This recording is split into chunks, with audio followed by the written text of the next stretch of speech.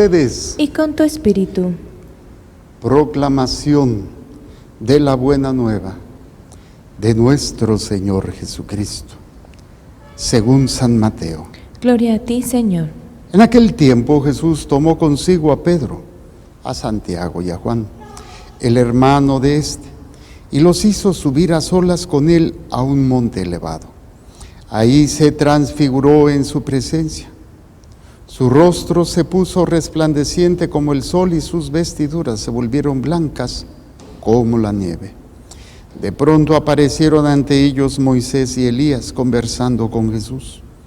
Entonces Pedro le dijo a Jesús: Señor, qué bueno sería quedarnos aquí. Si quieres haremos aquí 3 tiendas, una para ti, otra para Moisés y otra para Elías.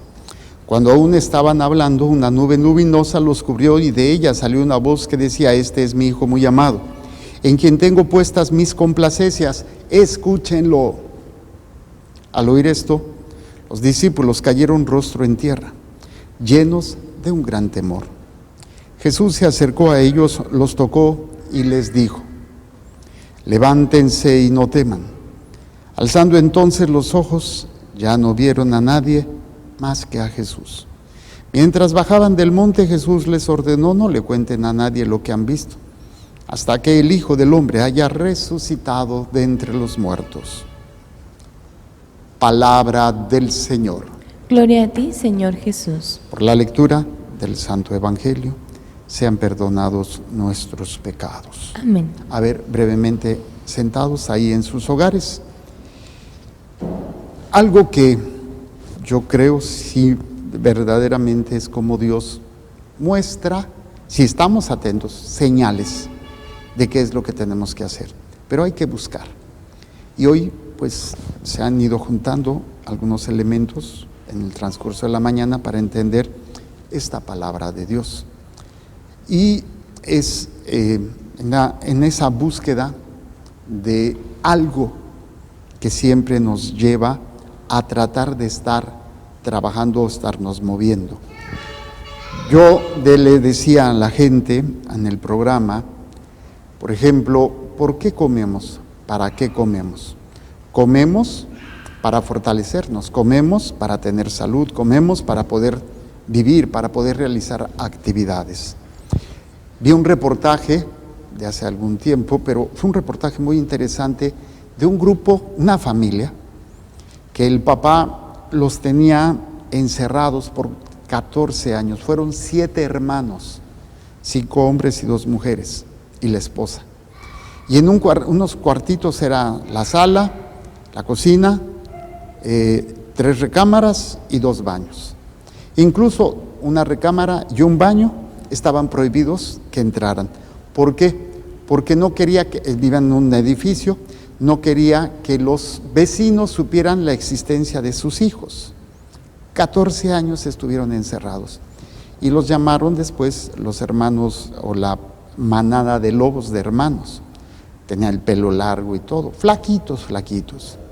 Me llamó mucho la atención todo lo que ellos experimentaron, pero una de las escenas que me llamó muchísimo la atención es que una persona, a la cual fue la primera que trataron, los invitó a un restaurante, de esos de comida rápida, y entonces le preguntó esta señora a uno de ellos: ¿qué te pareció la comida, no? Y él dice: sabe raro, como que sabe mucho a químico o algo, porque no se me hace natural. Yo dije: ay, jole, o sea, esta persona toda su vida fue alimentado con comida natural, nada de químicos. Esa es otra de las cosas que hizo el papá. Entonces pudo distinguir las cosas que aparentemente, no sé, fue un bistec o algo, y tenía muchas sustancias no saludables. Y él dice: no sabe a químico, sabe raro esta comida. Bueno, esto sabemos ahora que la comida chatarra pues daña. Sabemos los efectos, los dulces, por ejemplo, es uno de las drogas más poderosas que existe, el azúcar refinada, toda la glucosa que se come y que está ocasionando serios problemas después del consumo de años serios problemas de salud, de obesidad, diabetes, hipertensión y otras enfermedades. Esa comida chatarra, pues es la que constantemente nosotros estamos comiendo y que tarde o temprano va a generar un problema de salud. Bueno, ahora imagínense eso a nivel espiritual. Comida chatarra que constantemente estamos recibiendo.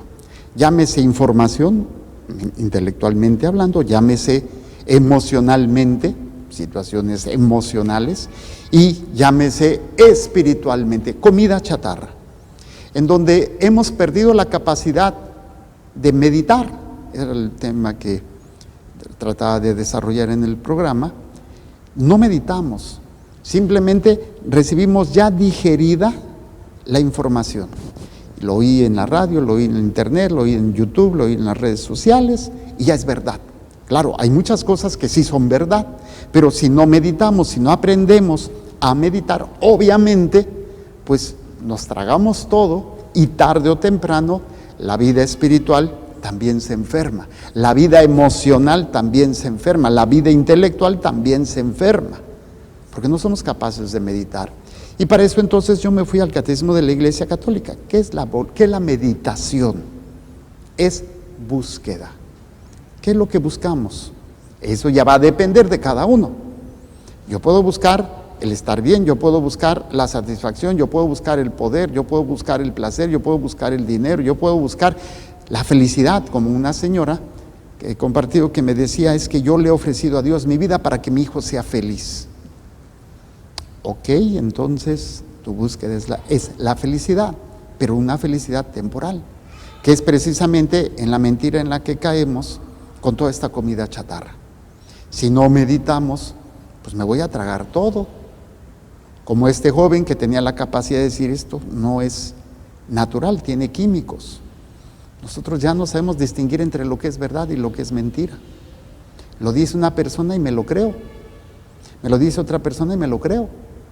Hasta hago la broma, ¿no? San Google, ese buscador, o San Safari, para los que tienen el otro servidor, o el internet, o todas estas plataformas de búsqueda en donde pues, lo presenta, es verdad. Y no discernimos, no meditamos. En base a que yo tengo que meditar, o sea, tengo que buscar, ¿qué es lo que busco yo? Y en base a eso voy a actuar. Muchos, repito, pueden buscar estar bien, pueden buscar la salud. El problema con esas búsquedas, que no es que sean malas, que me pueden presentar una salud o una felicidad, pero que me puede hacer perder lo más importante. Si yo no tengo bien claro cuál es esa meta, si yo no tengo bien claro cuál es esa búsqueda fundamental, trascendental, pues me voy a perder en todo lo demás. Yo busco, como cristiano, como católico, debo de buscar hacer la voluntad de Dios para alcanzar la salvación. Esa es mi búsqueda, esa es mi meditación. Tiene que ser mi meditación, si me digo católico. Si yo no tengo esta meditación, si yo no tengo esta búsqueda, y mi búsqueda, que repito, las búsquedas temporales no son malas, ¿quién va a querer estar enfermo? ¿Quién va a querer padecer? ¿Quién va a querer sufrir? Cuando mi búsqueda es más importante aquí y no la salvación de mi alma, no hacer la voluntad de Dios, pues entonces constantemente voy a andar aquí perdido. Pero si yo lo que busco es mi salvación, entonces en función de esto, toda mi búsqueda tendrá siempre que ser esta. O sea, si busco mi salud, si busco la felicidad de mis hijos, pero pone en peligro la búsqueda de la salvación, esto no me sirve. Es ese discernimiento que debemos de tener como católicos. Pero cuando esto no lo hacemos, pues terminamos precisamente en esa confusión y en ese llenarme de tanta comida chatarra. Incluso a veces que podemos recibir de personas instruidas, de personas en las cuales puede ser papá o mamá, porque dan su versión de la vida, dan su versión de la realidad, dan su versión de esto, de aquello, sus creencias, su manera de entender, o llámese una persona con una autoridad moral, alguna autoridad civil, alguna autoridad eclesiástica, sacerdote, monja, obispo, lo que sea. Yo tengo que tener esa búsqueda. Y si alguien me dice, aunque sea quien sea, que esto lo puedo hacer, pero que conlleva la pérdida de mi alma, pues no lo voy a hacer. Pero si yo no tengo esta búsqueda, si no la tengo bien clara, termino en esa confusión. Por eso, la conciencia y la meditación se tiene que hacer en función. Obviamente tenemos la palabra de Dios, que es lo que tenemos ahorita. Tenemos las enseñanzas de la iglesia, tenemos los libros espirituales, los escritos de los santos padres, pero también tenemos el día de hoy, lo que va aconteciendo. En todo esto yo tengo que buscar siempre qué es lo que Dios me pide, qué es lo que tengo que hacer, no es qué es lo que Dios tiene que hacer por mí. Escúchenlo, no es así, no es Dios tiene que ayudarme, Dios tiene que sanarme, Dios tiene que solucionar, no. Si Dios lo hace, bendito sea Dios. ¿Qué es lo que yo tengo que hacer? ¿Qué es lo que tengo que hacer desde esta realidad? Haciendo la voluntad de Dios, desde esta enfermedad, desde este problema. Se vale pedir sanación, se vale pedir todo. Lo que no se vale es buscar esto por arriba o por encima de mi salvación y de la salvación de mis seres queridos. Cuando entendemos esto, pues decimos, ok, entonces ya tengo más claro cómo debo meditar. Y esa meditación la tengo que hacer en el día a día, la búsqueda. No siempre será fácil, a veces tengo que hacer un alto, a veces, como decimos vulgarmente, tengo que consultarlo con la almohada para decidir, para discernir. Otras veces hay que decidir en el momento y si me equivoco, pues corrijo. ¿Por qué? Porque no quiero perder mi alma, no quiero perder el alma de mis seres queridos. Es llenarme de Dios, eso es lo importante. Meditábamos en el programa del Catecismo. La creación fue creada por Dios en un acto de amor y de bondad, en un acto de su sabiduría. O sea, Dios me ha creado para llenarme de Él, para ser llenado de Él. Esa es la búsqueda que debo de tener. Si a través de esto me lleno de Él, a través incluso de situaciones nada agradables como el dolor, el sufrimiento, el ofrecimiento, también me lleno de Dios. Pero no estoy dispuesto a hacerlo porque no quiero sufrir, no quiero padecer. Y mi objetivo es estar bien, que mis hijos sean felices, pero sin Dios. Bueno, veamos ahora cómo la palabra de Dios nos dice esto. Pedro, estamos en esta celebración, en esta fiesta de la transfiguración. Jesús deja ver un poquito a los discípulos su gloria, así como que les da una, no sé si a ustedes les tocó de niños acompañar a la mamá al mercado.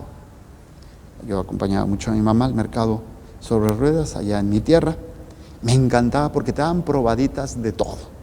La tostada con la crema y quesito, luego la jícama que estaba picadita con su limoncito.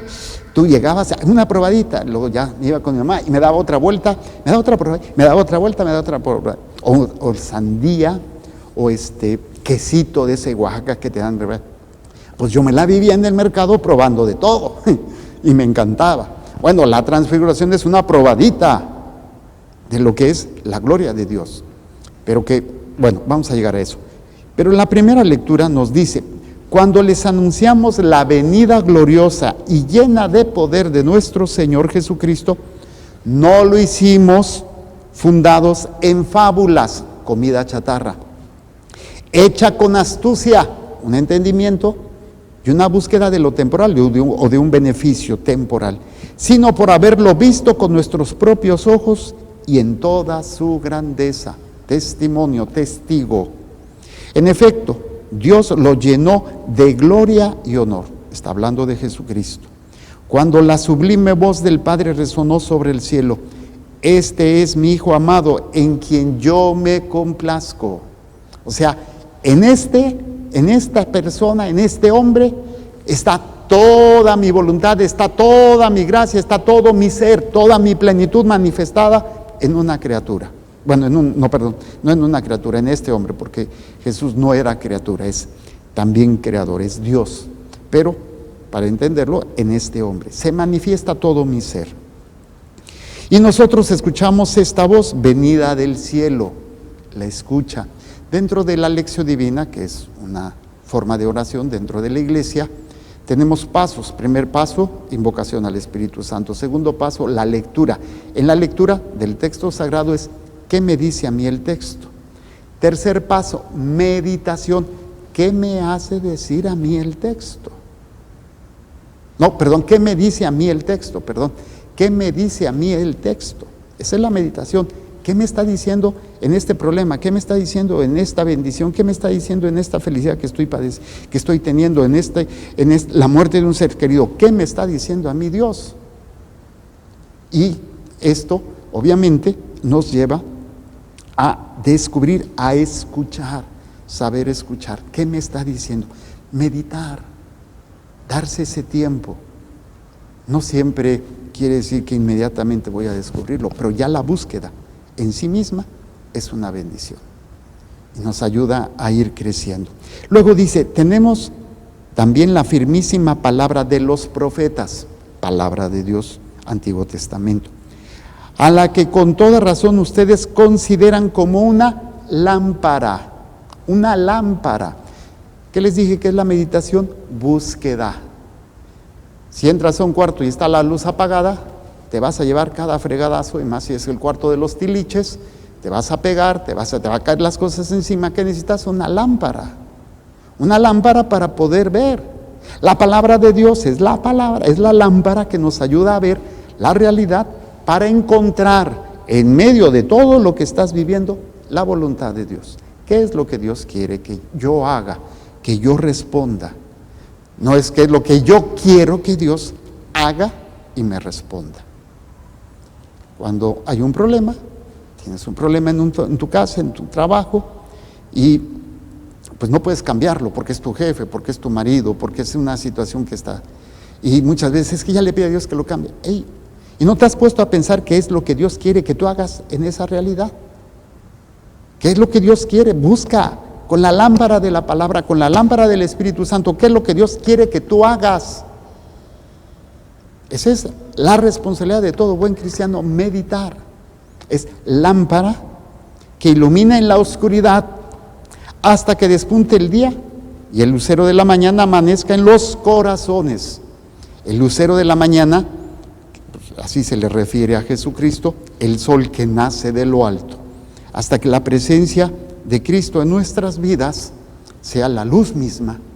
Y entonces veremos qué es lo que tenemos que hacer. En un momento dado a lo mejor no está claro, tomamos decisiones, a lo mejor nos equivocamos, pues nos vamos a equivocar, pero en el momento en que yo hago conciencia que esto no es la voluntad de Dios, lo tomé, pero por ignorancia, porque no supe, porque no entendí, lo hago a un lado. Lo que busco es agradar a Dios, servir a Dios, salvar mi alma y cumplir su palabra. Por eso, cuando entendemos la transfiguración, que es un peligro, es un peligro. Por ejemplo, con todo esto de las revelaciones privadas, se me apareció el ángel, se me apareció la Virgen, un sacerdote tiene esta visión, una monja tiene esto, revelaciones privadas que son hermosas, son reales, pero hay que discernirlas, hay que meditarlas. ¿Y qué sucede? ¿Para qué sirven esas manifestaciones? Para escuchar a Dios, no para hacer lo que tú quieres. Cuando hubo la transfiguración, pues están los discípulos, los más allegados a Jesús, ven cómo se aparece Moisés, cómo se aparece Elías, y cómo esta situación pues los llena de asombro, ¿no? No alcanzan a entender. Y pues hasta Pedro tiene una iniciativa que aparentemente es muy buena, hagamos chozas, nos quedamos aquí bien a todo dar. No, esa no es la voluntad de Dios. La oración, la meditación, la vida de gracia no es para aislarte del mundo. Ay, es que yo vengo al templo aquí porque estoy muy a gusto, allá afuera no aguanto. ¿Cuántas gente se metió de monja o de cura o de lo que sea por escaparse de una realidad? Eso no es una huida. No, el encuentro con Cristo me lleva a un compromiso, a un hacer, no un hacerme tonto. Pero bueno, la cuestión es cómo vemos en ese encuentro, en esa transfiguración, sucede esa manifestación que, repito, pueden ser esas revelaciones privadas o esos regalos que Dios les concede y que es maravilloso. Pero ¿para qué es? Y claramente la voz La voz lo dice. Este es mi hijo, dice, este es mi hijo muy amado, en quien tengo puestas mis complacencias, o sea, en quien va a ser mi voluntad, síganlo. En otras palabras, escúchenlo. ¿Para qué meditamos? Para escuchar, buscamos escuchar la voluntad de Dios. Es una tarea que ya no hacemos. Estamos tan atareados, tan preocupaciones, las preocupaciones, y hacíamos la comparación, bueno, el catecismo de la Iglesia Católica hacía la comparación con la parábola del sembrador. El sembrador es el que siembra la palabra. La palabra es la semilla, y la semilla que cae en terreno del camino, pues son aquellas que viene el demonio, pues, y se las lleva. Entonces, no meditabas, como dicen vulgarmente las mamás, te entra por un lado y te sale por el otro. No meditas la palabra de Dios, no meditas la búsqueda de la voluntad de Dios. El otro es entre espinos, que es, en terreno pedregoso, que sí, se sale la semillita, pero no tiene raíz. Entonces vienen las preocupaciones, vienen las tribulaciones por hacer la voluntad de Dios y haces a un lado todo. O sea, no meditaste lo profundo, no fuiste constante y simplemente meditas lo que tú quieres que Dios quiere que haga. Meditas lo que tú estás buscando para que Dios te lo haga, pero no para hacer lo que Dios te pide en medio de lo que estás viviendo. Y la otra, entre abrojos o espinos, que son aquellos que las preocupaciones de la vida, ay, es que ¿qué voy a comer? Ay, es que lo que voy a hacer, es que ¿qué va a pasar? Que si me voy a enfermar, que si me voy a morir, que si salgo, que si no salgo, que si pasa, que si no pasa, ay, que si me quedo sin trabajo, ay, que si ahora qué voy a hacer. Preocupaciones. Y la concupiscencia, o sea, las apetencias de la carne, pues ahogan completamente y no crecen.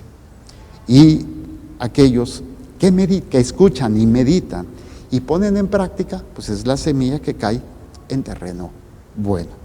Hoy, pues, el Señor nos invita a recuperar ese don maravilloso de la meditación, darse ese tiempo, en silencio, buscar un silencio.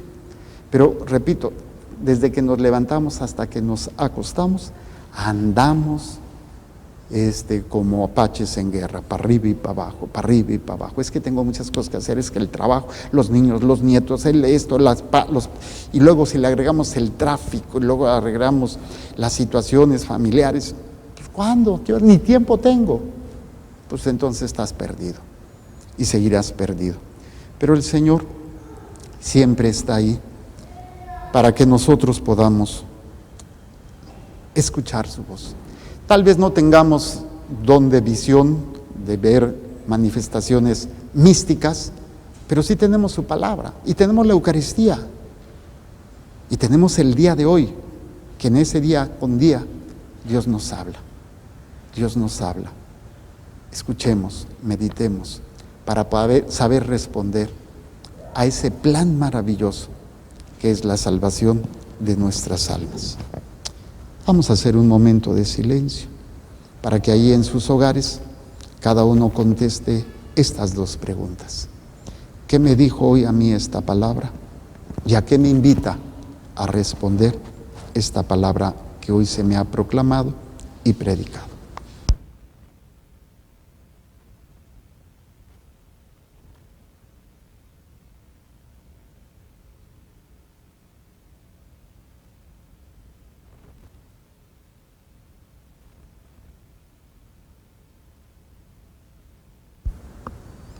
Mientras ustedes siguen meditando, vamos a presentar el pan y el vino y las intenciones de cada uno de ustedes.